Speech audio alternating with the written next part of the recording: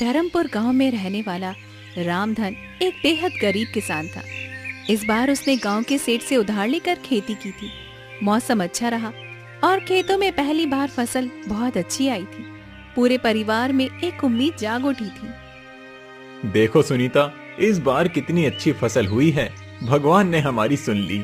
लगता है अब बच्चों को भूखा नहीं सोना पड़ेगा। हाँ रामधन, इस बार मेहनत रंग लाई है।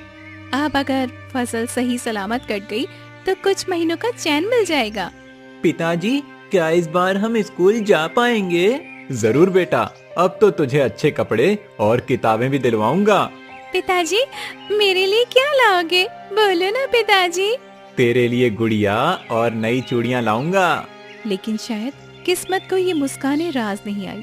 शाम ढलते ही आसमान पर काले बादल घिर गए और तेज आंधी के साथ मूसलाधार बारिश शुरू हो गई। रामधन, जल्दी चलो, खेत में पानी भरने लगा है। हे भगवान, कहीं सब कुछ न बह जाए।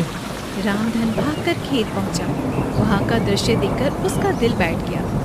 खेत पूरा पानी में भर चुका था और सारी फसल भी डूब चुकी थी। अब क्या बचा भगवान? सब कुछ खत्म हो गया। मेरी मेहनत, मेरी उम्मीद सब बह गई। अब बच्चों को क्या खिलाएंगे जी? घर में तो एक मुट्ठी अनाज भी नहीं बचा है। अगले दिन सुबह रामधन सेठ हरिराम के पास गया, जिसके पास से उसने कर्जा लिया था। उसे उम्मीद थी कि शायद सेठ थोड़ा सा समय दे देगा। सेठ जी, बारिश में सब कुछ बर्बाद हो गया। थोड़ी मोहलत दे दीजिए। अगली बार फसल होगी तो सारा कर्ज चुका दूंगा। तुम्हें अब कोई मोहलत नहीं मिलेगी रामधन। कागज के हिसाब से अब वो जमीन मेरी है। सेठ जी, वो मेरी पुश्तैनी जमीन है। आप ऐसा मत करिए। मुझे कागज से मतलब है, भावना से नहीं। अब वो जमीन मेरे नाम है और तुम लोग तुरंत उसे खाली कर दो। रामधन की जमीन भी चली गई और उसके पास अब कुछ भी नहीं बचा था। उसके पास अब ना तो खेत था, ना पैसा और न ही कोई आसरा। सुनीता, अब इस गांव में हमारे लिए कुछ नहीं बचा। चलो जंगल की ओर चलते हैं। शायद वहाँ कहीं से छुपाने की जगह मिल जाए। ठीक है रामधन, अब जैसी तुम्हारी मर्जी। और इसी के साथ एक गरीब किसान अपने टूटे सपनों को समेटे अपने परिवार को लेकर निकल पड़ा, अनजाने अंधेरे की ओर। सेठ ने उन्हें जमीन से भी निकाल दिया था और अब उनके पास न घर का ठिकाना था, न ही खाने के लिए कुछ था। रामधन का परिवार एक बार फिर सड़क पर था। बारिश अब रुक चुकी थी, लेकिन उनके जीवन की बरसात थमने का नाम ही नहीं ले रही थी। चलो सुनीता, अब पीछे मत देखो। जो हो गया उसे सोचने से कुछ नहीं होगा। अब घर नहीं बचा सुनीता, बस जिम्मेदारी बची है इन बच्चों की। इन्हें भूखा नहीं सोने दूंगा, चाहे मुझे कुछ भी करना पड़े। पिताजी, अब हम कहाँ जाएंगे? बेटा, अभी हम एक जगह चल रहे हैं। वहाँ शायद कोई बूढ़े बाबा रहते हैं, जंगल के किनारे पर। सुना है वो अच्छे इंसान हैं। मुझे बहुत भूख लगी है बाबू, मुझे खाना चाहिए। थोड़ा और चल ले बेटा, वहाँ पहुँचते ही कुछ इंतजाम कर लेंगे। रामधन का परिवार गांव से बाहर निकलकर जंगल की ओर बढ़ गया। उन्हें दूर से ही एक टूटी हुई कुटिया दिखाई दी। पास जाने पर देखा वहाँ पर एक बूढ़ा साधु अपनी धुनी रमाए बैठा था। बाबा प्रणाम, हम लोग बहुत मुसीबत में हैं। हमारे पास अब कुछ भी नहीं बचा। बेटा, तुम्हारे चेहरे पर ईमानदारी दिख रही है। तुम चाहो तो इस कुटिया में रह सकते हो। कुछ ज्यादा नहीं है, लेकिन सिर छुपाने की जगह मिल जाएगी। आपका धन्यवाद बाबा, भगवान आपको सुख दे। अब वही टूटी कुटिया उनका नया ठिकाना बन गई थी। अगले दिन सुबह रामधन जंगल में लकड़ी काटने निकला, ताकि बाजार में उसे बेचकर कुछ पैसे मिल जाए। सुनीता, मैं जंगल जा रहा हूँ, लकड़ियाँ काट कर लाऊंगा। फिर उसे बेचकर कुछ सब्जी लाएंगे बच्चों के लिए। जल्दी लौट आना, खाना भी बनाना है और बच्चों को भी कुछ खिलाना है जी। रामधन दिन भर जंगल में पसीना बहाकर लकड़ियां काटता रहा और शाम होते ही उन्हें लेकर बाजार की ओर गया। वहां उसे बहुत कम पैसे मिले, पर उसने कुछ आलू, प्याज और थोड़ा सा आटा खरीद लिया। ये लो सुनीता, कुछ खाने का सामान लाया हूँ। कुछ खास तो नहीं है, लेकिन बच्चों का पेट तो भर जाएगा।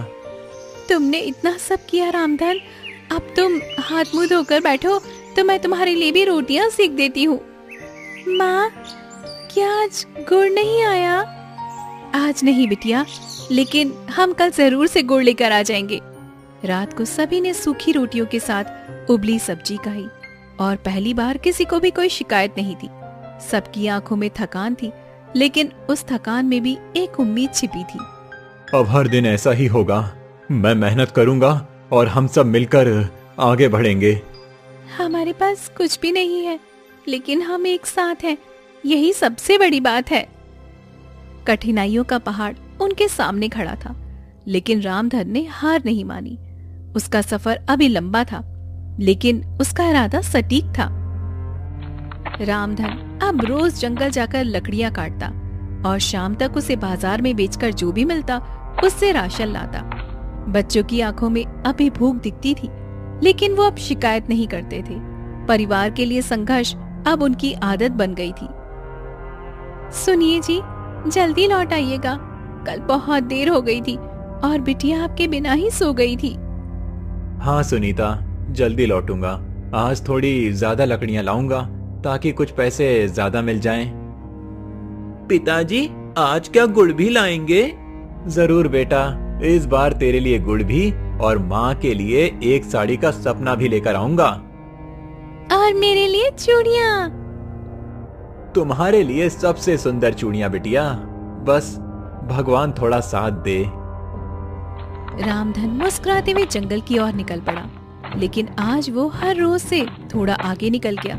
वो सोच रहा था कि जितना ज्यादा लकड़ी मिलेगा उतना ज्यादा ही अच्छा होगा। आज ज्यादा लकड़ी चाहिए, ज्यादा लकड़ी मतलब ज्यादा पैसा मतलब सबके चेहरे पर खुशी।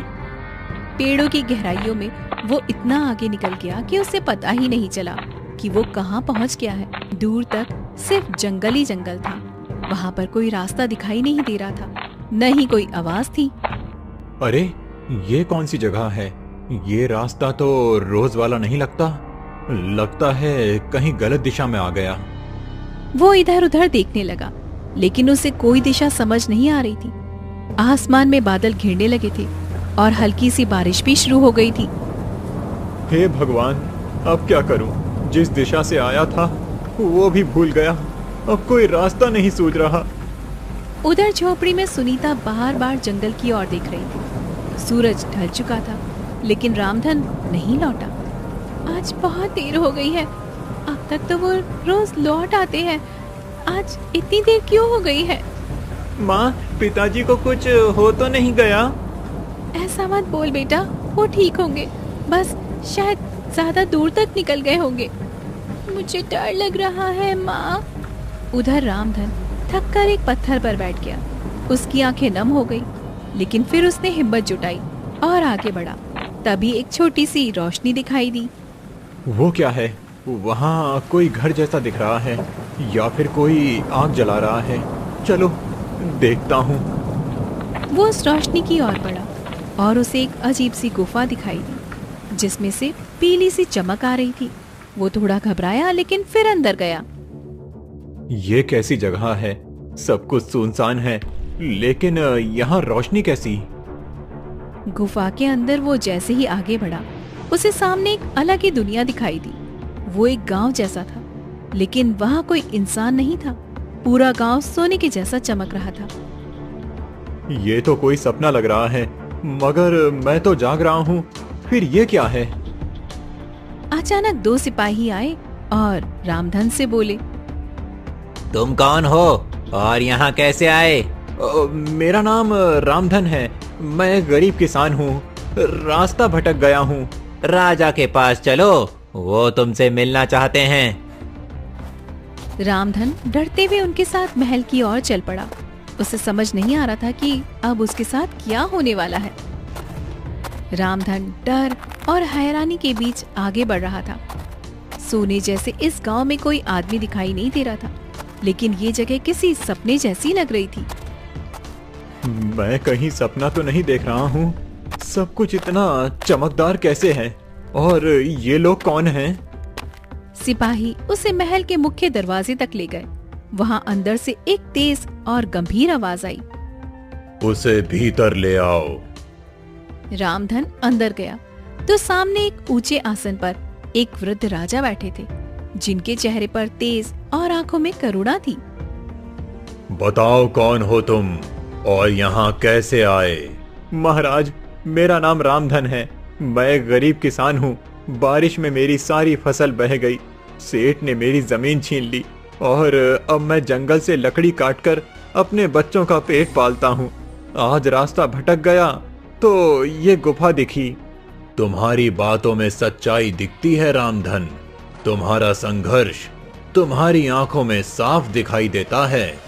महाराज, हम तो बस 2 रोटी के लिए मेहनत करते हैं। हम गरीबों का तो कोई सहारा नहीं होता। तुम जैसे लोग ही असली राजा होते हैं रामधन, जो बिना शिकायत के परिवार को बचाने के लिए लड़ते हैं। राजा ने पास खड़े सिपाही को इशारा किया और एक छोटी सी तिजोरी मंगवाई। रामधन, ये लो कुछ सोने के सिक्के। इन्हें अपने पास रख लो और अपने घर जाओ। अपने बच्चों के लिए कुछ खाना और कपड़े लाओ और एक नई शुरुआत करो। महाराज, मैं ये नहीं ले सकता। हम गरीब हैं, लेकिन मेहनती हैं। ये मेहनत का ही इनाम है। अगर ये तुम जैसे ईमानदार आदमी को नहीं दूंगा तो किसे दूंगा? रामधन की आंखों में आंसू आ गए। वो झुककर राजा के चरणों में गया। आपने तो जैसे मेरी जिंदगी बदल दी महाराज। अब मैं अपने बच्चों को भूखा नहीं रखूंगा। जाओ रामधन, लेकिन याद रखना, ये गांव सिर्फ उन्हीं को दिखाई देता है जो सच्चे दिल से मेहनत करता है और अपने स्वार्थ से ऊपर होते हैं। अगली सुबह रामधन इन सिक्कों को लेकर बाजार में गया। वहाँ से उसने खूब सारा राशन लिया, बच्चों के लिए नए कपड़े खरीदे और सुनीता के लिए एक रंगीन साड़ी खरीदी। आज दिल से सुकून मिला सुनीता। बच्चों के चेहरे पर जो मुस्कान देखी है वो सब कुछ भूल जाने जैसी है। अब लगता है जैसे हमारा भाग्य सच में बदल गया है, लेकिन इन सिक्कों से कर्ज चुकाना भी जरूरी है जी। रामधन उसी दिन सीधा सेठ हरिराम के घर पर गया। उसके हाथ में सिक्कों से भरी थैली थी। सेठ जी, ये लीजिए आपका कर्जा। पूरा चुका रहा हूँ।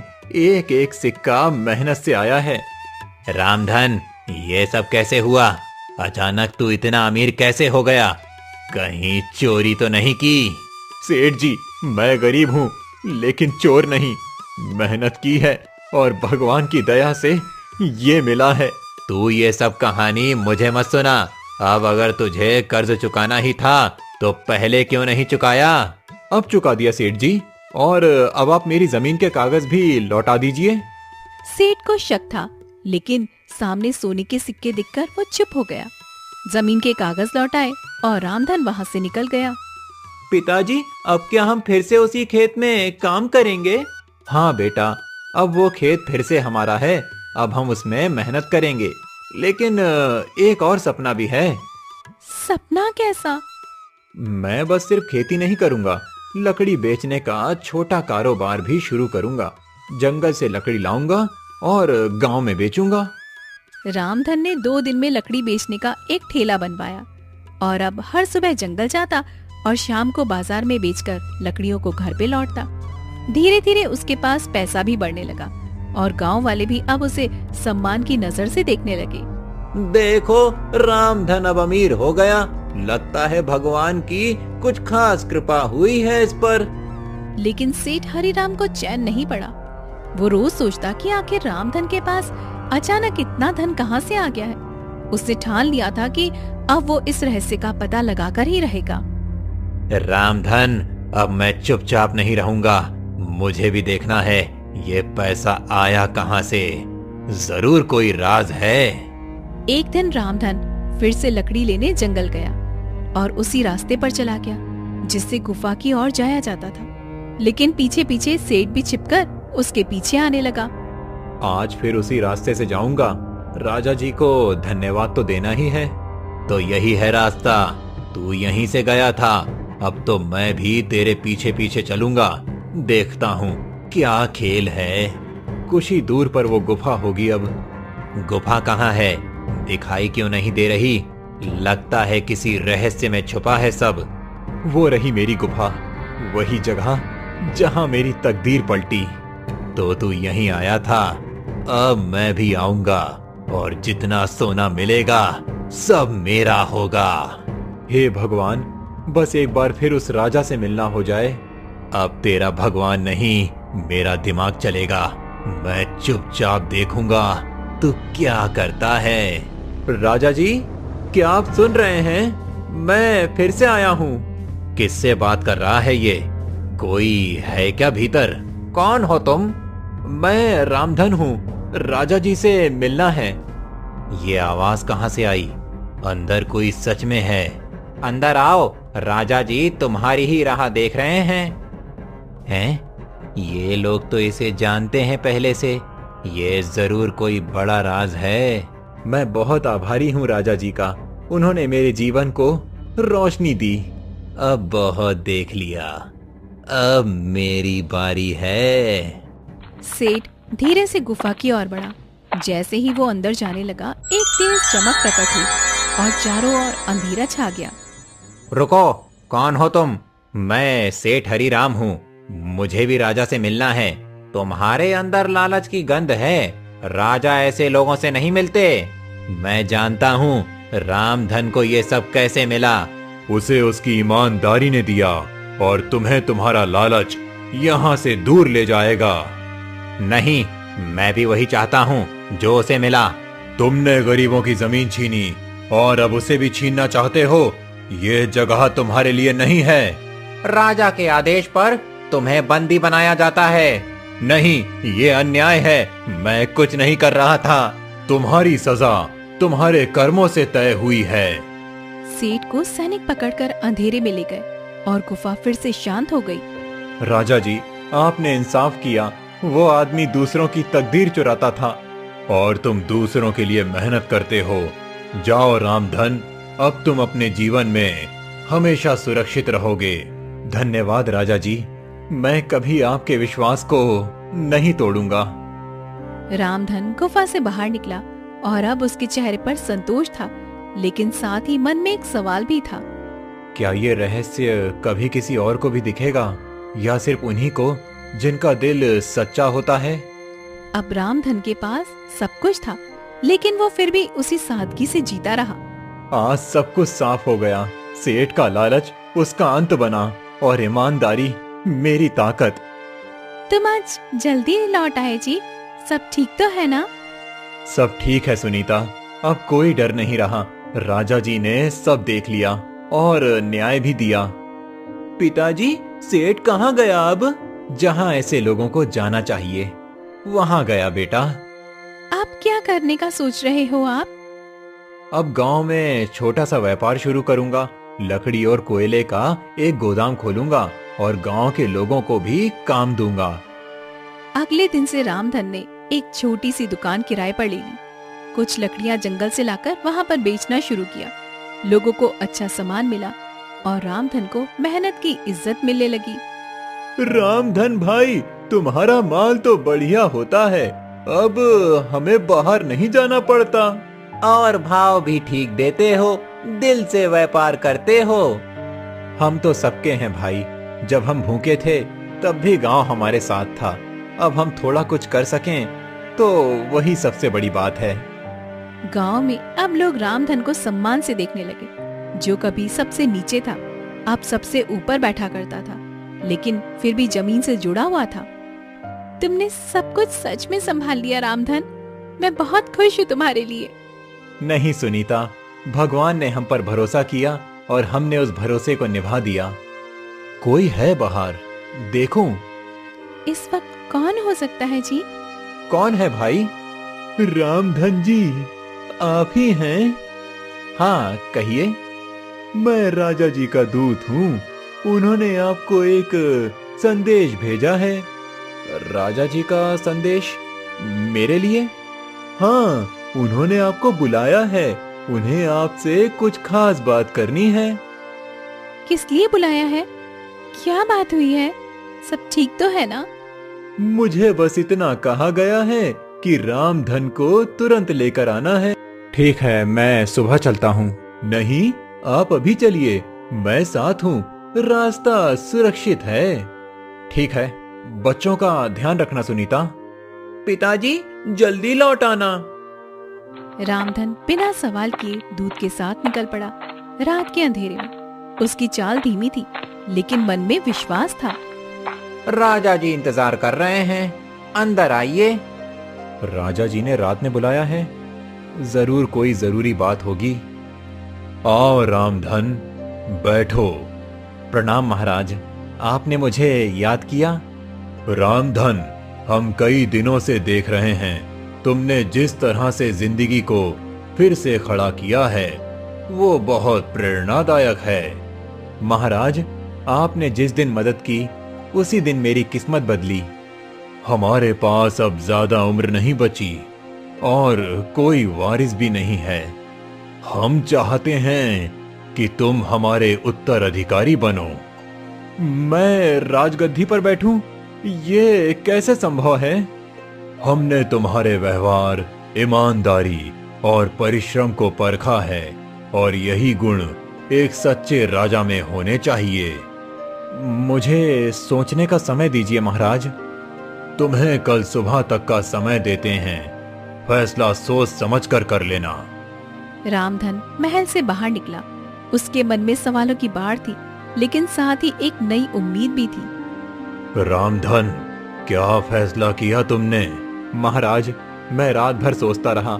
ये गद्दी एक जिम्मेदारी है, मैंने कभी इसका सपनों में भी नहीं सोचा था। लेकिन अगर आप मुझे योग्य मानते हैं तो मैं ये जिम्मेदारी स्वीकार करता हूँ। तुम्हारा ये उत्तर ही साबित करता है कि तुम इसके लायक हो। मैं वादा करता हूँ कि मैं हमेशा गरीबों के साथ खड़ा रहूंगा, किसी के साथ अन्याय नहीं होने दूंगा। महाराज रामधन को राजसी वस्त्र पहनाए जाएं। रामधन को नया वस्त्र पहनाया गया, उसके माथे पर राज तिलक किया गया और उसे सिंहासन पर बैठाया गया। रामधन, क्या ये सच में सपना है? नहीं सुनीता, ये भगवान की मर्जी है। अब हम भूखे नहीं सोएंगे, बल्कि दूसरों की भूख मिटाने की जिम्मेदारी लेंगे। अब मैं राजा का बेटा हूँ। नहीं बेटा, तुम जनता के सेवक के बेटे हो। हम राजा नहीं, सेवक बनकर जिएंगे। धर्मपुर गांव के उसी गरीब किसान ने, जो बारिश में सब कुछ खो चुका था, आज अपने संघर्ष से राजमहल तक का सफर तय किया था। उसने जिस राजा ने लकड़ी काट कर बच्चों को पाला, वही सही मायनों में जनता का राजा होता है। रामधन ने न तो अमीरी को घमंड बनने दिया, न गरीबी को शर्म। उसने हर परिस्थिति को स्वीकार किया और मेहनत से अपनी तकदीर लिख दी।